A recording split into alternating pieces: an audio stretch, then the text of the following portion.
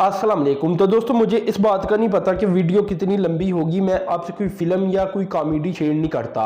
मैं आपसे पाकिस्तान की डेवलपमेंट शेयर करता हूं। अगर 15 मिनट की वीडियो हो जाए या 20 मिनट की अब हो जाए तो आपको चाहिए कि पूरी लाजमी इसलिए देखें कि मैं आपसे बड़ी डेवलपमेंट शेयर करना चाहता हूँ आजकल।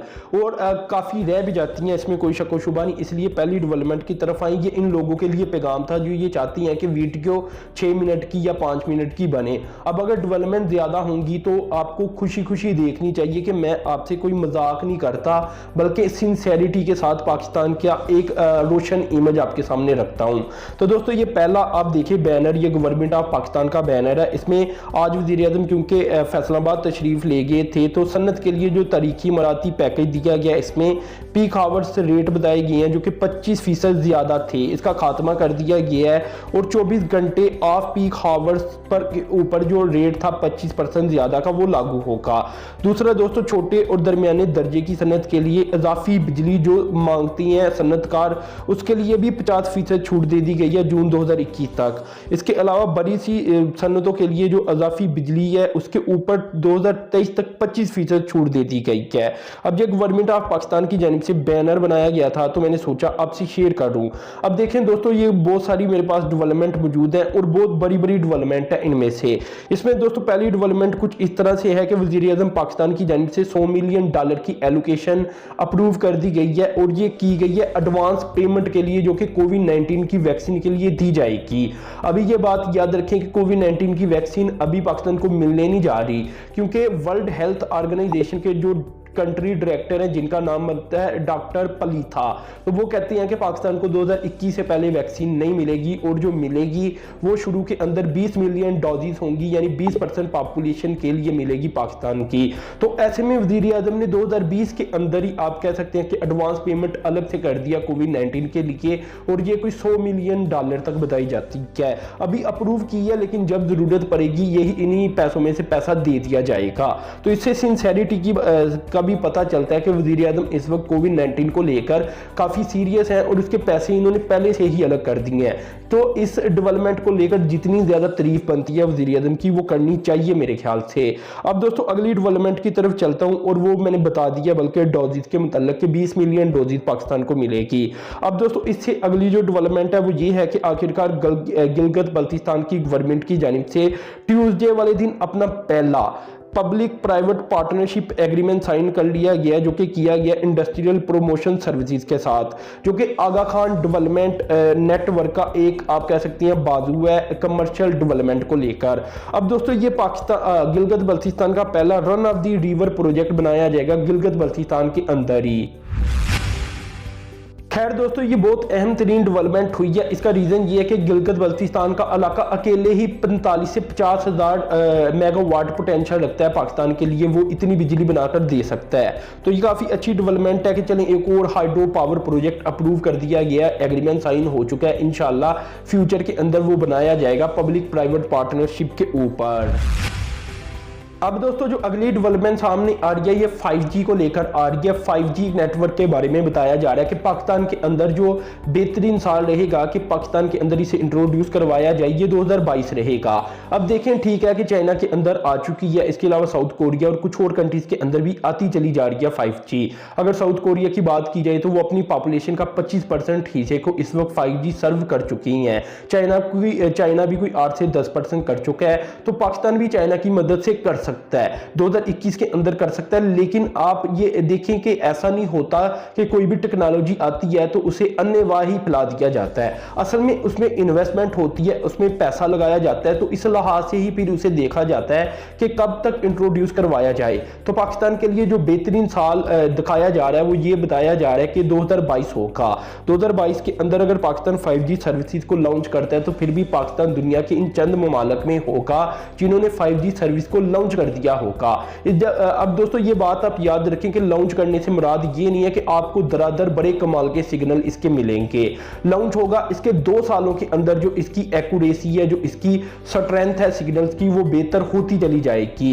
यानी 5G का सही मजा आपको 2024 तक की जाकर आएगा अगर रियलिटी के अंदर बताऊं, लेकिन 2022 के अंदर इंशाल्लाह पाकिस्तान में ये आने जा रही है। इसके अलावा दोस्तों इधर मैं आपको बता दूं कि अभी 2018 के अंदर इसका जीरो कनेक्शन था, लेकिन 2025 2025 तक 2.8 अरब लोगों तक इसका कनेक्शन पहुंच जाएगा 5G का। इसके अलावा अगर तो साउथ एशिया की बात की जाए तो 67 अरब डॉलर की इन्वेस्टमेंट आएगी मोबाइल नेटवर्क को लेकर। इसमें से दोस्तों पाकिस्तान के लिए जो इन्वेस्टमेंट होगी ये होगी 2025 तक 3.5 अरब डॉलर की। अब देखें, आप सोच रहे होंगे कि पाकिस्तान के लिए इतनी कम, पाकिस्तान की जितनी पॉपुलेशन है उस लिहाज से भी अच्छी खासी इन्वेस्टमेंट है 2025 तक के लिए। आपको पता है इंडिया बहुत बड़ा है और इंडिया की पॉपुलेशन भी बहुत ज्यादा है, तो ज्यादातर इन्वेस्टमेंट वहां जाएगी और उस लिहाज से ही उसकी पॉपुलेशन को सर्व किया जाएगा। इसके बावजूद इंडिया की स्पीड पाकिस्तान के मोबाइल की स्पीड से, इंटरनेट की स्पीड से इसलिए कम रहती है कि वहां आप ये कह सकते हैं कि बहुत बड़ा मुल्क है, बहुत ज्यादा इन्वेस्टमेंट वहां दरकार होती है।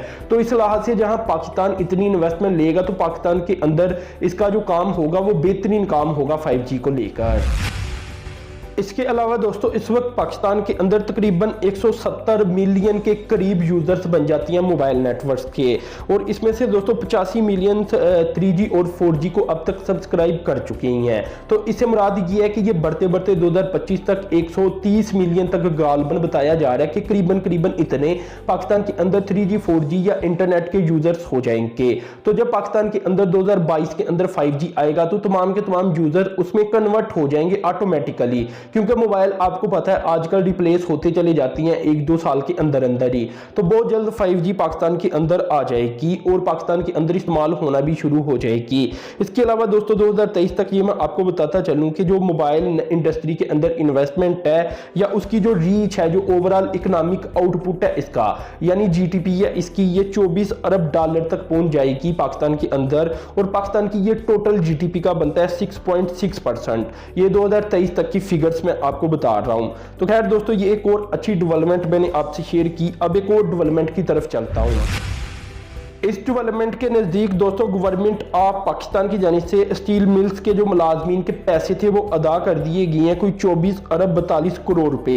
अब ये बहुत बड़ी रकम बन जाती है जिसमें स्टील मिल्स के जो रिटायर्ड मुलाजमीन हैं इनके अरबों रुपए देने थे पाकिस्तान की गवर्नमेंट ने, तो वो अब दे दिए हैं। तो खैर ये अच्छी डेवलपमेंट सामने आई है। इसके अलावा 2013 से जो वाजिबुल अदा पेंशन थी वो भी अदा कर दी गई है।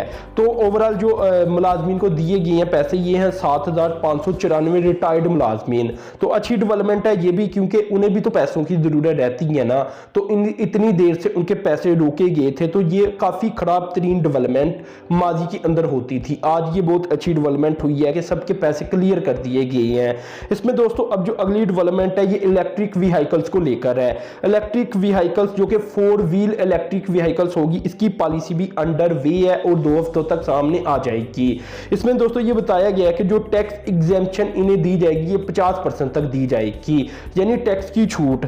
इसमें दोस्तों 50% टैक्स को छूट दी जाएगी 1800 सीसी गाड़ियों के लिए या हाइब्रिड गाड़ियों के लिए जो कि इलेक्ट्रिक व्हीकल्स भी होंगी। इसी तरह दोस्तों जो 1800 सीसी के ऊपर गाड़ियां होंगी इलेक्ट्रिक व्हीकल, इनके ऊपर 25% छूट दे दी जाएगी। अब दोस्तों ये सब कुछ इसलिए किया जा रहा है कि पाकिस्तान के अंदर इलेक्ट्रिक व्हीकल आसानी के साथ इंट्रोड्यूस हो जाएं। इसके अलावा दोस्तों कोई 6 कंपनीज के बारे में बताया जा रहा है कि वो पाकिस्तान के अंदर इलेक्ट्रिक व्हीकल्स को लेकर अपने सेटअप लगाएंगी और कोई 4,18,000 यूनिट एनुअली प्रोड्यूस हुआ करेंगे। और इसमें दोस्तों ये कोई 470 मिलियन डॉलर की इन्वेस्टमेंट हो जाएगी एक प्लांट के लिए गालबन अगर देखा जाए तो। इस तरह अरबों डॉलर की इन्वेस्टमेंट इस मामले के अंदर भी आने जा रही है। अब ये बहुत जबरदस्त किस्म की डेवलपमेंट सामने आई है। अगर तो हमने पाकिस्तान को बदलना है तो हमें इस तरफ तवज्जो देनी पड़ेगी। इसके अलावा बाइक्स का भी अगर कोई इंतजाम हो जाए, क्योंकि पाकिस्तान के अंदर गाड़ियां तो बहुत अच्छी चलती हैं लेकिन जो बाइक्स की क्वालिटी है वो बहुत लो है। इंडिया में आप देखें तो अच्छी क्वालिटी की बाइक्स आपको नजर आ जाती हैं एज कम्पेयर टू पाकिस्तान। तो पाकिस्तान को बाइक्स के ऊपर काम करने की जरूरत है। कम से कम उनका जो डिजाइन है वो ही बदल दिया जाए। ये तो ऐसे लगता है 1950 का डिजाइन हो। तो खैर ये चीजें पाकिस्तान को करने की जरूरत है, लेकिन गाड़ियों के मामले के अंदर पाकिस्तान काफी बेहतर है। अब दोस्तों कुछ बड़ी डेवलपमेंट आपसे शेयर कर दूं कि पाकिस्तान की इक्तसादी राब्ता कमेटी ने दफाई अखराजात की मद के अंदर 38 अरब रुपए की अजाफी ग्रांट जारी कर दी है और जारी करने की मंजूरी दे दी है आर्मी के लिए।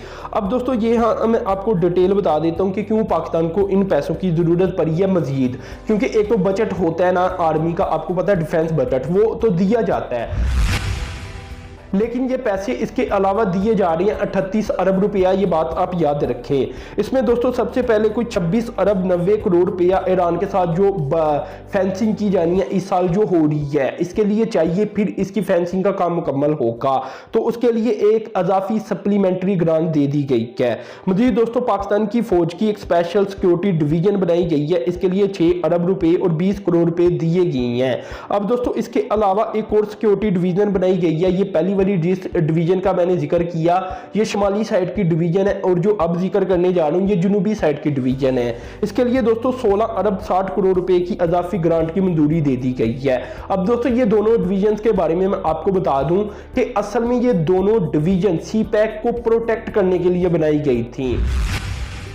तो इस तरह दोस्तों अब ये मुस्तकिल हिस्सा बन चुकी हैं। इसका रीज़न ये है कि आपको पता है अभी पीछे जो DGISPR है इनकी जानिब से पूरा एक डोजियर ही बता दिया गया था, पकड़ा दिया गया था, पूरे मीडिया को ही दिखा भी दिया गया था, अवाम को भी। उसमें हम देख सकते हैं कि किस तरह इंडिया अरबों रुपया खर्च कर रहा है सीपैक को नाकाम करने के लिए, और डायरेक्ट एक स्पेशल सेल भी बनाया गया जो कि मोदी के अंडर ही काम कर रहा है। तो ऐसे में पाकिस्तान को भी अपनी सिक्योरिटी बढ़ानी पड़ती है और उसी लिहाज से चलना पड़ता है जिस लिहाज से इंडिया साजिशें करता है। तो जनूबी साइड के लिए ज्यादा पैसे 16 अरब रुपया इसलिए है क्योंकि जनूबी साइड की तरफ इंडिया ज्यादा इन्वेस्ट करता है, स्पेशली बलूचिस्तान के अंदर। जबकि अपर वाली साइड यानी पंजाब की बात कर ली जाए और बाकी KPK की बात कर ली जाए तो यहां फिर भी सिक्योरिटी का इंतजाम बेहतर नजर आता है अगर देखा जाए।